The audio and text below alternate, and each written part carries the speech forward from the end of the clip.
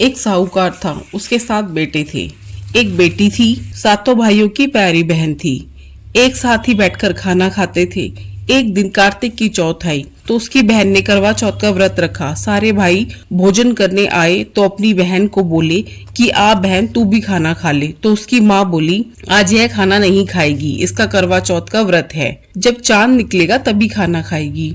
तो उसके भाइयों ने छल कपट से जंगल में आग लगाकर छलनी में से चांद दिखा दिया। तो वह अपनी भाभीियों से बोली कि चलो चांद निकल आया है, अर्घ दे दो। तो उसकी भाभी बोली कि ये तेरा चांद निकला है, हमारा तो रात को निकलेगा। यह सुनकर भाइयों के कहने से उसने चांद को अर्घ दे दिया और खाने बैठ गई। पहला टुकड़ा तोड़ा तो बाल निकला, दूसरा टुकड़ा तोड़ा तो छींक मारी, तीसरा टुकड़ा तोड़ा तो ससुराल से बुलावा आ गया कि उसका पति बहुत बीमार है, जल्दी भेजो। माँ ने लड़की के पहनने के लिए 3 बार बुकचा खोला, तीनों बार सफेद कपड़े निकले। अब उसको सफेद कपड़े पहनाकर ही ससुराल भेज दिया और माँ ने लड़की के पल्ले को एक सोने का टका बांध दिया और बोली कि रास्ते में जो भी मिले पैर पड़ती जाइयो, जो तुझे सुहाग का आशीष दे उसे सोने का टका दे देना और पल्लू को गांठ बांध लेना। अब उसे रास्ते में जो भी मिला सबके पैर पड़ी, पर किसी ने भी उसे सुहाग का आशीष नहीं दिया। अब वह ससुराल में आई तो दरवाजे पर छोटी ननद खड़ी थी। वह उसके पैर पड़ी तो ननद बोली सीली हो सपूती हो, 7 बेटों की माँ हो, मेरे भाई को सुख दे। अब उसने सोने का टका ननद को देकर पल्ले को गांठ बांध ली। उसके बाद वह अंदर आई, आकर देखा उसका पति मरा पड़ा है।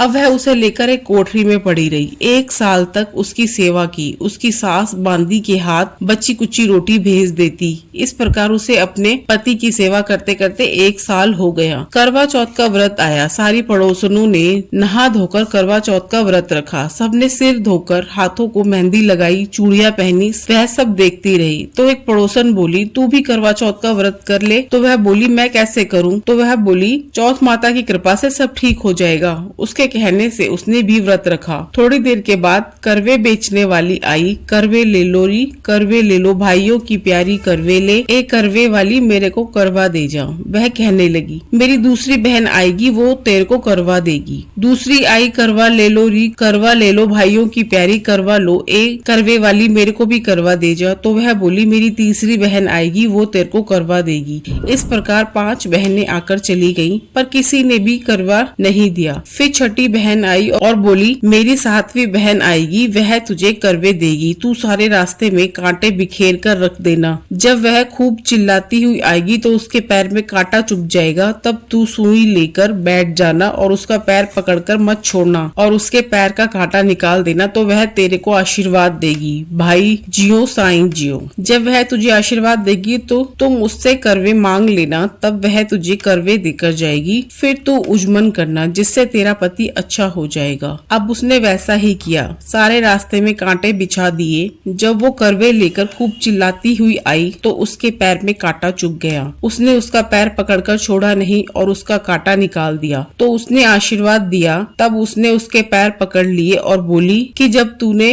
मुझे आशीर्वाद दिया है तो करवे भी देकर जाएगी। तो उसने बोला तूने तो मुझे ठग लिया। यह कहकर उसने उसे करवे दे दिए। अब करवे लेकर उसने उजमन की तैयारी की, व्रत रखा। उसका पति भी ठीक हो गया और बोला मैं बहुत सोया। वह बोली सोए नहीं, 12 महीने हो गए तेरी सेवा करते करते, चौथ माता ने सुहाग दिया है। उसका पति बोला कि चौथ माता का उजमन अच्छे से करो। अब उसने चौथ माता की कहानी सुनी, उजमन करा। अब वे दोनों चौपड़ खेलने लग गए। इतने में उसकी बांदी तेल की पली गुड़ की डली लेकर आई। दोनों को खेलता देख कर सासू से जाकर बोली महलों में खूब रौनक है, तेरी बहू चौपड़ सार खेल रही है। इतनी सुनकर सासू देखने को आई। दोनों को देखकर बहुत खुश हो गई। बहू ने सासू के पैर दबाए और सासू बोली बहू सच सच बता तूने क्या किया। उसने सारा हाल अपनी सासू को बताया तो राजा ने सारे शहर में ढिंडोरा पिटवाया कि अपने पति की जीवन सुरक्षा के लिए सब बहनें करवा चौथ का व्रत करें। पहले करवे को अपने पीहर में जाकर उजमन करें। हे चौथ माता, जैसे राजा के लड़के को जीवन दान दिया वैसा सब किसी को देना। चलिए अब गणेश जी की कहानी भी सुन लेते हैं। एक मेंढक था,